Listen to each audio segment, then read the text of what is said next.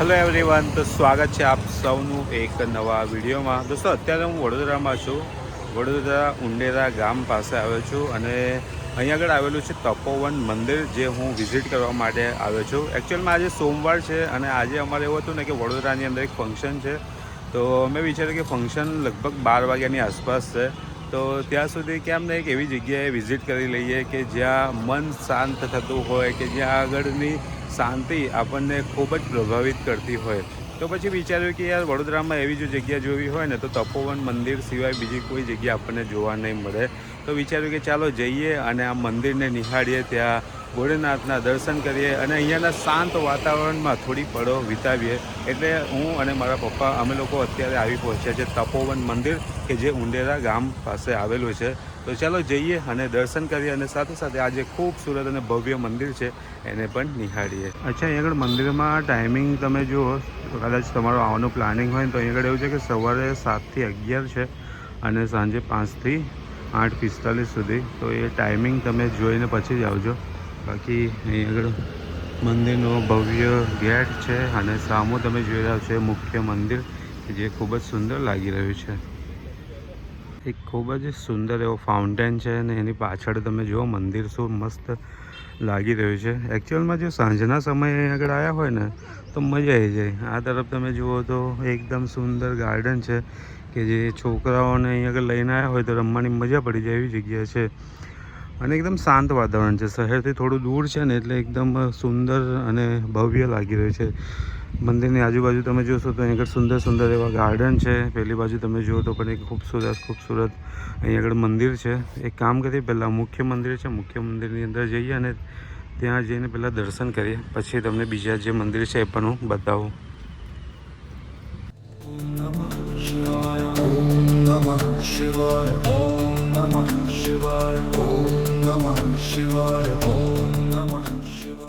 ભગવાન ભોલેનાથના દર્શન કરી અને હવે આપણે મંદિરની અંદર થોડું આમ તેમ ફરી રહ્યા છે. વાતાવરણ એકદમ શાંત છે અહીંયા આગળ, અને અલગ અલગ અહીંયા આગળ જે ભગવાન છે એમના બીજા મંદિર ઘણા એવા છે, તો ત્યાં પણ દર્શન કરીએ. અહીંયા આગળ શ્રી હનુમાનજી દાદાનું મંદિર છે.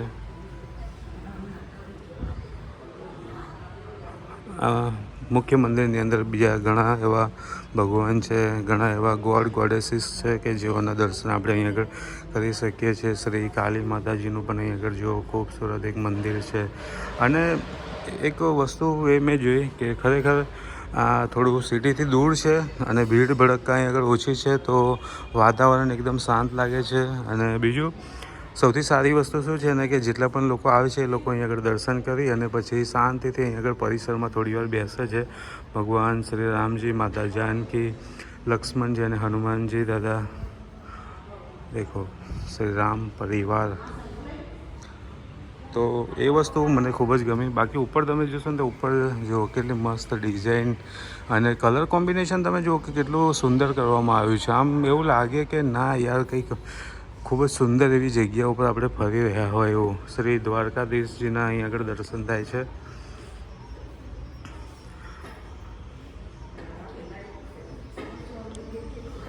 મેં એકદમ શાંતિથી અને ધીરેથી એટલા માટે જ બોલી રહ્યો છું કે અહીં આગળ ઘણા બધા લોકો એવા છે કે જે શાંતિ માટે આવતા હોય અને ધ્યાન માટે આવતા હોય. ભગવાન શ્રી ગણેશજીનું અહીં આગળ એક મંદિર છે.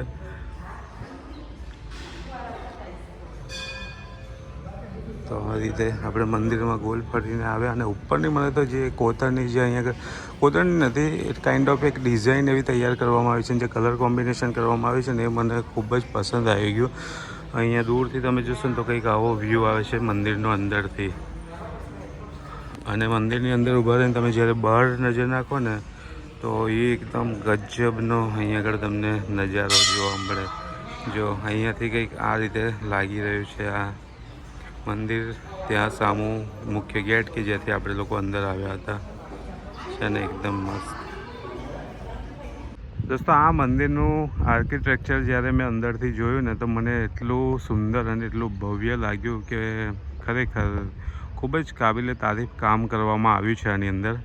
અને આ ભગવાન શિવજીને સમર્પિત આ મંદિર છે. ભગવાન શિવજીનું અંદર એક ખૂબ જ સુંદર એવું મંદિર છે. ભગવાન શિવજીનું શિવલિંગ છે અને જ્યાં લોકો પૂજા કરવા માટે આવે છે, દર્શન કરવા માટે આવે છે અને પોતાની મનને શાંત કરવા માટે આવે છે. સાથોસાથ અહીંયા આગળ તમે જ્યારે આ તરફ જોશો ને તો અહીંયા આગળ તમને જો સાઉથ ઇન્ડિયન સ્ટાઇલમાં પણ અહીંયા આગળ મંદિર જોવા મળશે.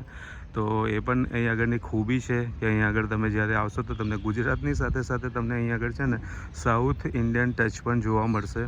અહીંયા આગળ ઘણા એવા મંદિર છે કે જે સાઉથ ઇન્ડિયન સ્ટાઇલમાં બનેલા છે અને એની પણ જે કામકાજ કરવામાં આવ્યું છે એ ખૂબ જ સુંદર છે. એનું જે કલર કોમ્બિનેશન છે એ પણ ખૂબ જ સુંદર છે અને અદ્ભુત લાગી રહ્યું છે.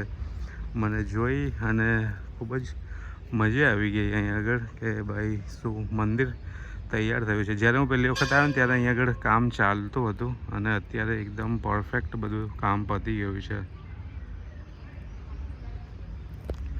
તો એક કામ કરીએ, થોડું અંદર જઈને અહીંયા પણ આપણે દર્શન કરીએ અને અહીંયા આગળ હું તમને નજદીકથી જે આ કામ કરવામાં આવ્યું છે એ તમને નજદીકથી બતાવું થોડું, તો મજા આવશે.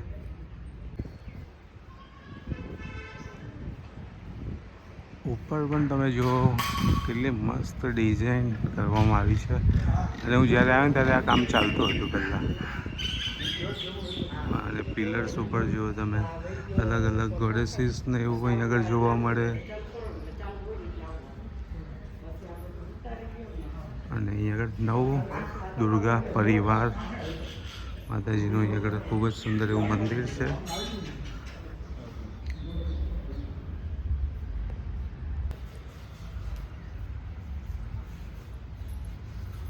શ્રી સત્યનારાયણ ભગવાનનું મંદિર છે અહીં આગળ. ત્યાં શ્રી મનસા દેવીજી છે, એમનું પણ એક મંદિર છે. જો અહીંયાથી જો શું મસ્ત લાગી રહ્યું છે ને. ઉપર અલગ અલગ તમને બધા પેઇન્ટિંગ્સ જોવા મળશે. તમને એવું લાગતું હશે કે હું આટલું ધીરેથી કેમ બોલું છું, બટ અહીંયા આગળ ઘણા બધા ભક્તો છે જે દર્શન માટે આવે છે. ઘણા બધા લોકો એવા છે કે જે શાંતિ માટે અહીંયા આગળ આવે છે, શાંતિની અનુભૂતિ કરવા માટે. અને જો હું અહીંયા આગળ મોટેથી બોલીશ તો થોડું ખરાબ દેખાશે, એટલા માટે મેં વિચાર્યું કે થોડું શાંતિથી અને શાંત વાતાવરણમાં વિડીયો બનાવું. અહીં આગળ સ્વામી શરણમ અયપ્પાજીનું મંદિર છે.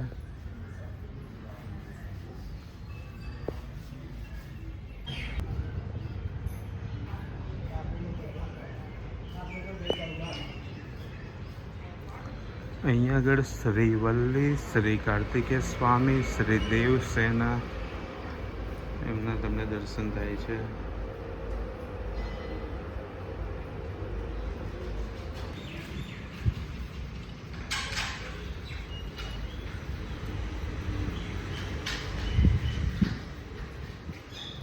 અહીં આગળ તમે આવશો ને તો તમને એવું લાગશે કે એકદમ સાઉથ ઇન્ડિયન ટચ આપવામાં આવ્યું હોય એમ.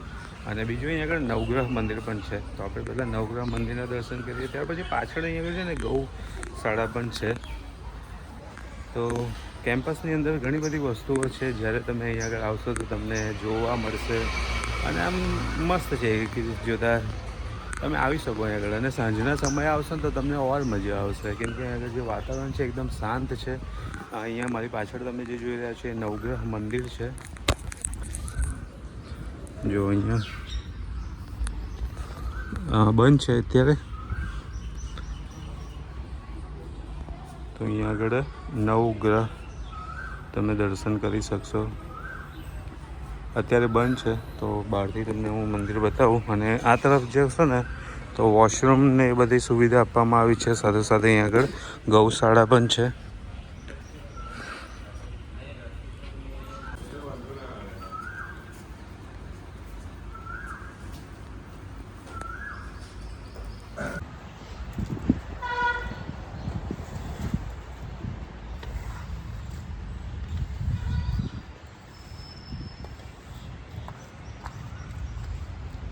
તો આ તરફ ગૌશાળા ને એવું હતું કે મેં જે તમને બતાવ્યું. અને અહીં આગળ આવી અને આજનો દિવસ ખૂબ મજા આવી. આમ તો એક નાની એવી મારી આજની ટ્રીપ હતી. માત્ર 1 કલાકની સમજો. 1 કલાકમાં મેં તમને આખું મંદિર અહીંયા આગળ બતાવી દીધું. કેમ કે પ્લાનિંગ એવું હતું કે આમ પણ મારે વડોદરામાં ફંક્શનમાં જવાનું જ હતું. તો મેં કીધું કે થોડો ઘણો સમય મળતો હોય અને આવી સુંદર જગ્યા જો જોવાની મળતી હોય અને તમને બતાવવાનો જો મને મોકો મળતો હોય તો મારે ચૂકવો ના જોઈએ. તમે અહીં આગળ આવો, તમને ખૂબ મજા આવશે. ભગવાન શિવજીના દર્શન થશે, સાથોસાથ જે સાઉથ ઇન્ડિયન સ્ટાઇલ જે મંદિરો હોય છે એ પણ તમને અહીં આગળ જોવા મળશે. અને સમય તમારે છે ને અહીં આગળ કાળજી રાખવી પડશે કે સમય સવારે 7 વાગ્યાથી લઈને 11 વાગ્યા સુધીમાં તમે આવી જજો. કેમ કે 11 વાગ્યા પછી હમણાં મેં જોયું કે બધા જ લોકોને સીટી જે મારી અને અહીં આગળ જે વોચમેન છે કે અહીં આગળ જે સિક્યોરિટી છે એઓએ અહીં આગળથી બધાને બહાર મોકલી દીધા છે. અને હવે હું પણ અહીંયાથી બહાર જ જઈ રહ્યો છું. તો ખૂબ સુંદર મંદિર છે, એટલે આવવાનું ભૂલતા નહીં. એકવાર તમે આવો, સાંજના સમયમાં આવો, ખૂબ મજા આવશે. અને બીજું કે અહીં આગળ છે ને એકદમ શાંત વાતાવરણ છે, એટલે બાળકો સાથે આવશો ને તો તમને ઓર મજા આવશે.